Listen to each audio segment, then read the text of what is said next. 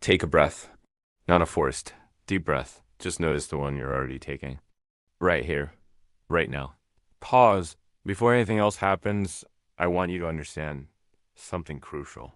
Unconditioning your mind doesn't start with trying to fix yourself. It starts with simply seeing. For most of your life, your reactions have probably felt immediate, automatic.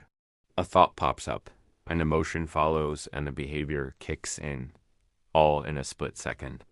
It feels like this chain reaction is you, but it's not. These are conditioned responses, learned patterns etched into your nervous system. Think about it. Conditioning is just repetition plus emotion. Over time, your system learns shortcuts. When this trigger happens, respond this way. It's efficient, but it's not always true to who you are now. Unconditioning begins the very moment you stop mistaking those shortcuts for the absolute truth. So, let's pause again. Right now, you are not here to analyze your past, heal your wounds, or improve anything. You are here for one reason: to observe your inner world without interference. This simple act of observation is the first crack in the armor of conditioning. So, what's step one? Establish the observer. This is simpler than it sounds. Just bring your attention to your internal environment. Notice the thoughts moving through your mind, like clouds passing in the sky. Notice the physical sensations in your body, a tightness in your chest, a warmth in your hands.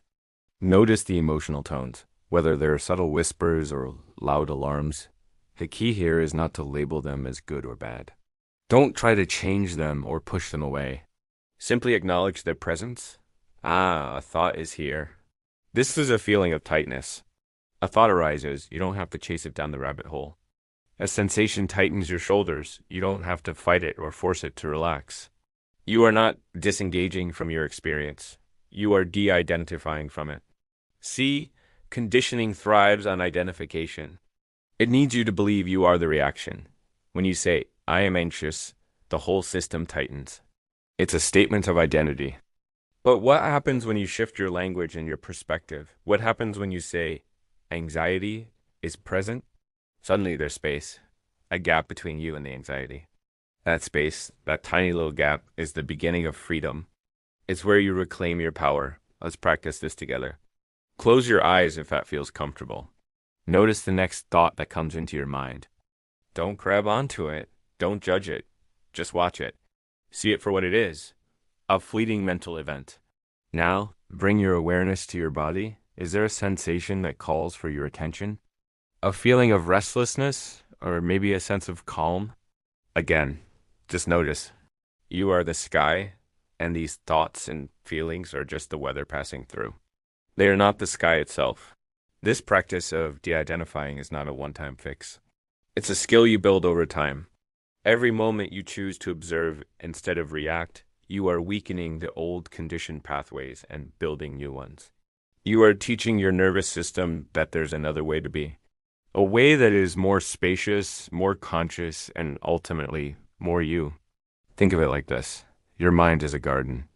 For years, weeds of automatic reaction have been growing unchecked. You can't just rip them all out at once. You destroy the garden.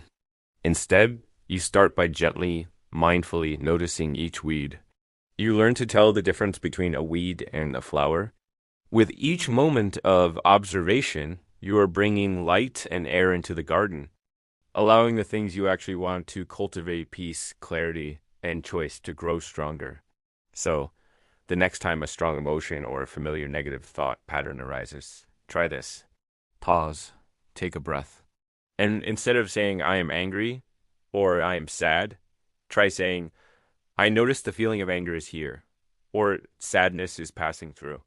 Create that space. Step back into the role of the observer. This isn't about becoming a cold, detached robot. It's about becoming a wiser, more compassionate witness to your own human experience. It's about realizing that you are not the storm. You are the one who watches it pass. This is the foundational step. It's simple, but it is not easy. It requires patience and consistency, but every time you practice, you are taking a step away from autopilot and a step toward true freedom. You are unconditioning. Thank you so much for joining me in this practice today. If this resonated with you, Please consider subscribing for more content on living a more conscious and intentional life. I'd love to hear about your experience with this in the comments below. Take care and remember to be the observer,